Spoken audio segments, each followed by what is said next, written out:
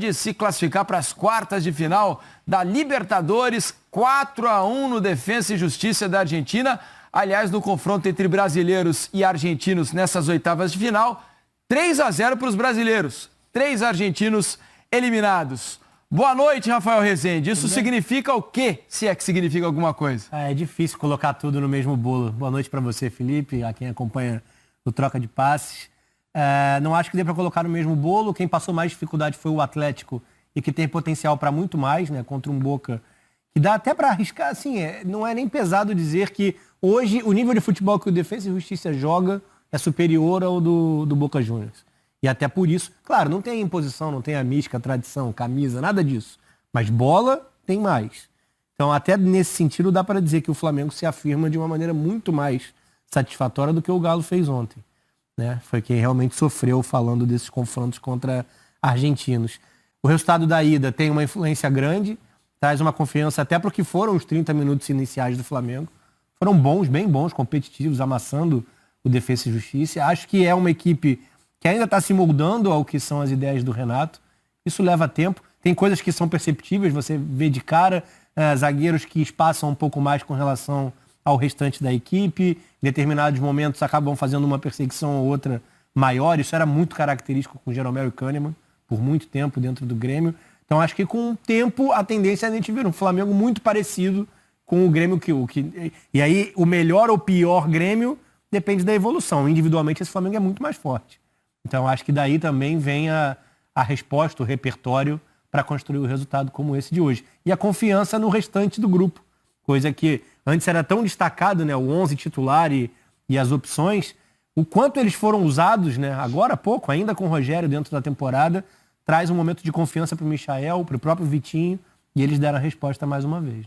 É verdade. Hoje a gente teve público lá no Mané Garrincha, né? Cerca de 5.500 pagantes, perto de 6.000 pessoas estiveram lá no Mané Garrincha, né? Vale lembrar que foi uma autorização, né, por meio de um decreto do governo do Distrito Federal. Por isso o Flamengo se aproveitou desse decreto, levou o jogo para Brasília e hoje 5.500 pessoas puderam assistir essa vitória do Flamengo contra o Defensa e Justiça.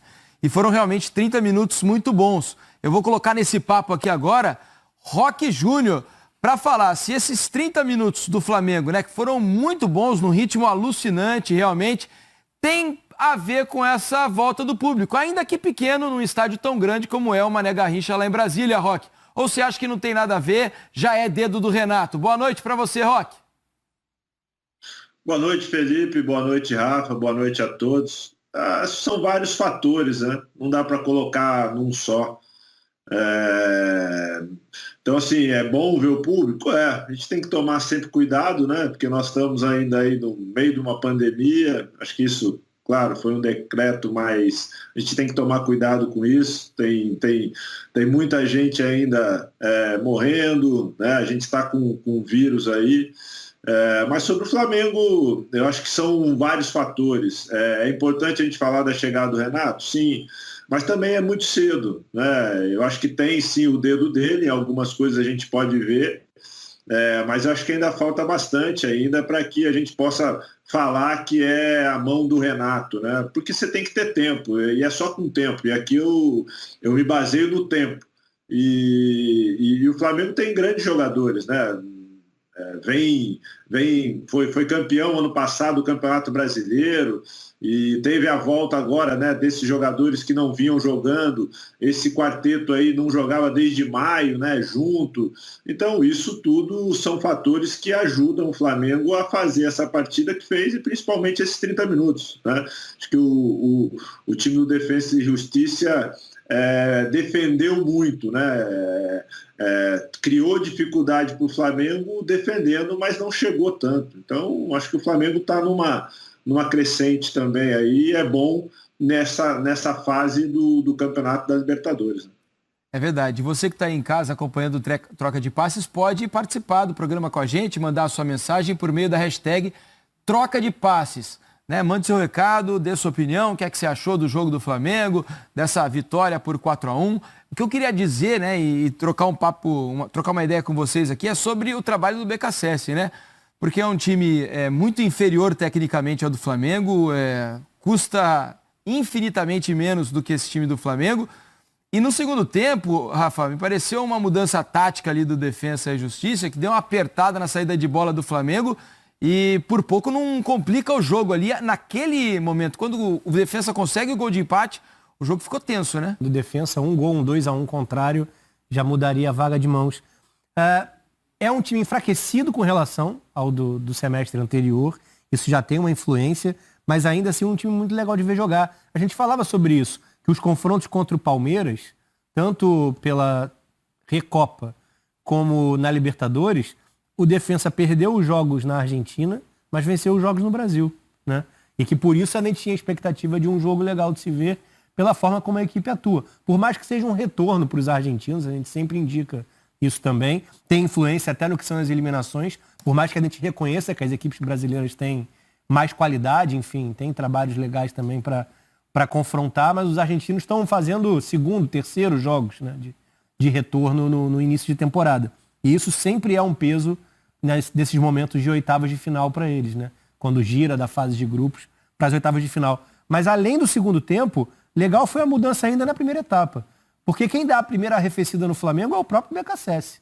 Quando tira o Contreiras, bota o Tripicho, tudo um pouco mais o Escalante para dar algum auxílio no que era um atropelo do Bruno Henrique pelo lado esquerdo, né? Pelo lado direito de defesa do Defensa e Justiça. E ali ele já deu uma segurada. Adiantou um pouco mais a marcação em determinados momentos, claro que contou com o erro principalmente do Diego Alves, chegou ao empate na primeira etapa. Mas estava fazendo isso com muito mais agressividade dentro do segundo tempo, né? Estava trazendo mais dificuldades ao Flamengo dentro da segunda etapa. Mas aí o Michael tirou da cartola. O Flamengo estava começando a escapar, né? Encontrando espaço também em profundidade. E em uma delas o Michael tira da cartola uma finalização espetacular. Quem está com confiança. E ele tem sentido essa confiança nos últimos tempos. E no rebote o Arrascaeta, a bola procurou o cara que fez um jogaço também. Jogou muita bola hoje o Arrascaeta. Agora, veja como é o futebol, né? Roque e Rafa. Dois jogadores que eram muito criticados pela torcida do Flamengo, estão ganhando confiança, estão passando a decidir os jogos. Veja o caso aí de Michael e Vitinho, né, Roque? Como eles têm sido importantes nos últimos jogos. E hoje, particularmente, a mudança feita pelo Renato, ele tira o Everton Ribeiro e coloca o Michael, até acompanhando as redes sociais, tinha muito torcedor dizendo que não estava entendendo o que ele estava fazendo com essa mudança. O Michael participa do primeiro gol, chutando a bola na trave para o gol do Arrascaeta, e depois o Vitinho faz dois, né? E um deles com participação do Michael.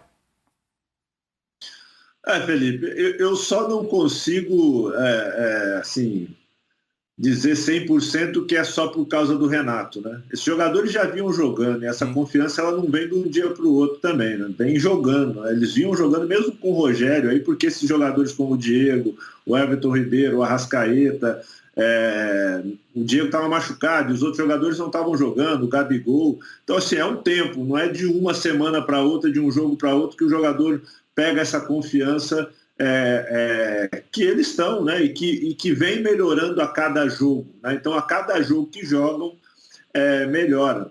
Eu acho que o Renato fez uma boa opção ali, né? Porque estava difícil, até pela questão da marcação com 5 e 4, nessas linhas ali do Defensa e Justiça, o Flamengo não conseguia chegar pelo meio, né? Estava bem congestionado. E aí, pela lateral, sim, muito com o Bruno Henrique. E depois ele coloca o Michael e aí consegue soltar um pouco mais, fazer mais as jogadas pela lateral com jogadores que são mais rápidos, né?